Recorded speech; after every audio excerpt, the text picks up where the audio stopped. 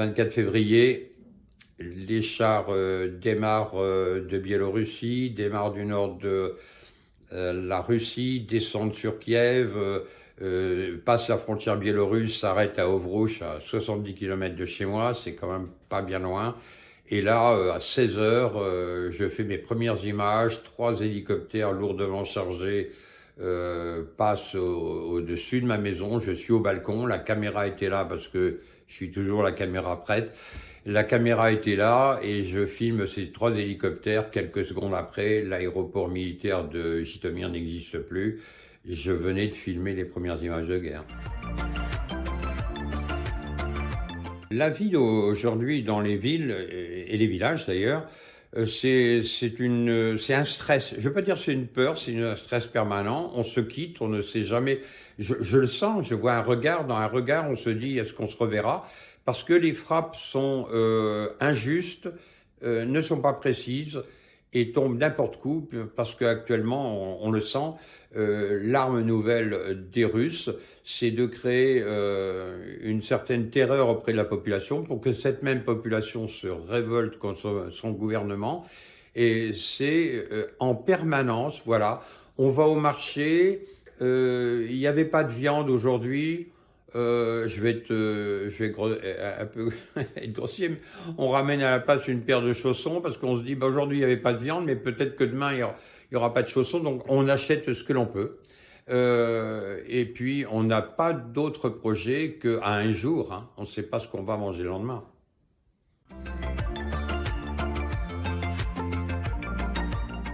Elena est docteur depuis toujours.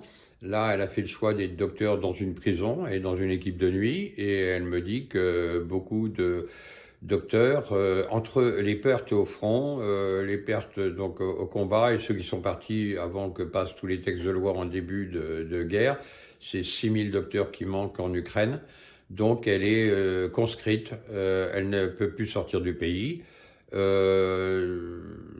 le justifier, mais je crois que dans l'immédiat, elle m'a dit qu'elle ne pouvait plus sortir du tout. Et cela, ça sera sûrement jusqu'à la fin de la guerre. Elle est rentrée, elle m'a dit ça, sans autre plainte. Un Ukrainien est slave, il n'exprime pas dans son comportement de la rue, comme ça, quand on le croise, il va pas arborer un grand sourire, il a un visage plutôt fermé. Mais par contre, un Ukrainien ne pleure pas, un Ukrainien ne se plaint pas. Et si c'est au nom de son drapeau, il est là, toujours là.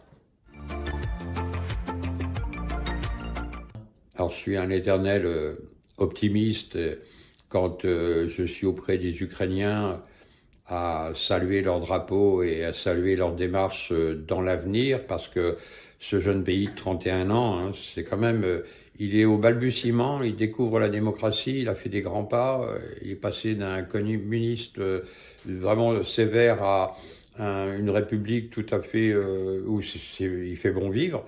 Mais là, tout cela, je le vois et j'aurais pas le temps de tout vous dire, mais entre les familles meurtries, les maris qui vont revenir psychologiquement marqués, les drames, les divorces, les enfants qui n'ont plus de papa, les femmes qui n'ont plus de mari, la difficulté d'avoir des enfants dans des générations très proches parce qu'il va manquer d'hommes, tout simplement. Et puis la nature à reconstruire qui est complètement mutilée, qui mettra 30, 50 ans à reprendre semblant de normalité.